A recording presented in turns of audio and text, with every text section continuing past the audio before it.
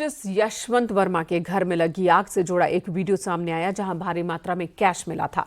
Delhi police commissioner की ओर से शनिवार को यह वीडियो शेयर किया गया था।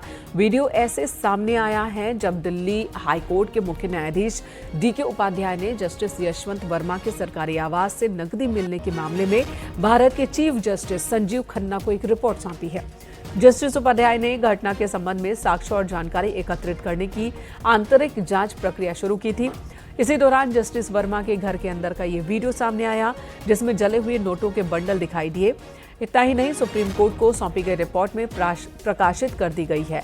दिल्ली हाई कोर्ट के चीफ जस्टिस की रिपोर्ट में गहरी जांच की सिफारिश की गई है और मामले से जुड़े दस्तावेज भी वेबसाइट पर डाले गए हैं। दिल्ली हाईकोर्ट के जज यशवंत वर्मा के बंगले में आग लगने से एक बड़ा खुलासा हुआ था जिसमें उनके घर से भारी मात्रा में कैश बरामद हुई थी।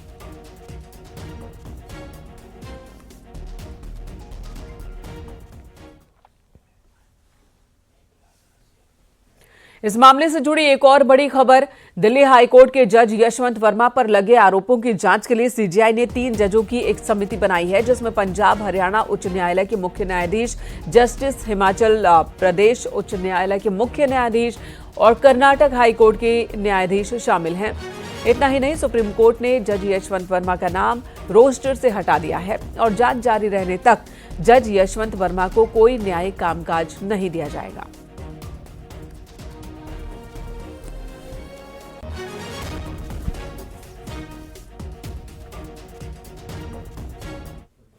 वहीं इस मामले में जस्टिस यशवंत वर्मा का भी बयान सामने आया। उन्होंने खुद पर लगे आरोपों को खारिज किया है और इसे अपने खिलाफ साजिश बताया। उन्होंने कहा कि कथित रूप से बरामद कैश से उनका कोई लेना देना नहीं है और ये उनके खिलाफ रची गई साजिश है।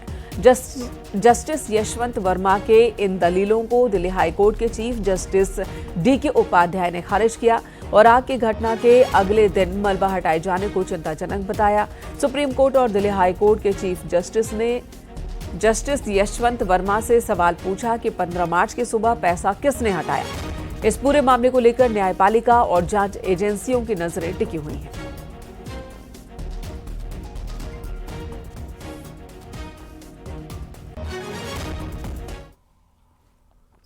तो करप्शन के आरोपों में घिरे दिल्ली हाईकोर्ट के जस्टिस यशवंत वर्मा की मुश्किलें बढ़ती जा रही हैं। इलाहाबाद हाईकोर्ट बार एसोसिएशन ने जहां पहले ही उनके इलाहाबाद हाईकोर्ट में तबादले का पुरजोर विरोध किया है, वहीं अब Allahabad high court bar association justice Yashwant Verma के खिलाफ महाभियोग प्रस्ताव लाने और उन पर लगे आरोपों की जांच सीबीआई या फिर ईडी से कराए जाने की मांग की तैयारी में है। इसके लिए बार एसोसिएशन ने सोमवार यानी कि 24 मार्च को लाइब्रेरी हॉल में जनरल बॉडी मीटिंग बुलाई है। आर्टिकल 124 संविधान में दी हुई है, उसके नियम कानून बने हुए हैं। मोटा मोटा ये है कि प्रूव्ड मिसकंडक्ट के बेसिस पर एक प्रपोजल आता है, लोकसभा में उस पर एड्रेस होता है, supported by at least 50% of the total members and 3/4 of the present and voting.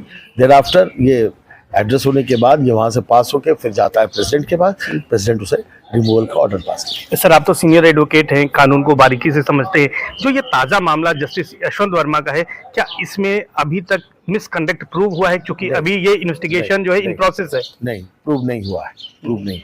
तो ऐसे में क्या महाभियोग इनके खिलाफ लाया जा सकता है? प्रूव होने के बाद लाना ही उचित होता है, लेकिन पब्लिक जो फेथ गिरा है, इसके लिए हमारी डिमांड ये है कि first this matter should be given to CBI या ईडी जो इसको इन्वेस्टिगेट करे, and on that material if it is proved then महाभियोग होना चाहिए। महाभियोग होना चाहिए। तो मंडे को जो आपकी बैठक होगी उसमें सीबीआई जांच की बात हम कर रहे हैं। सीबीआई जांच की बात करें, महाभियोग की भी मांग करेंगे। बिल्कुल, दोनों कनेक्टेड है आपस में।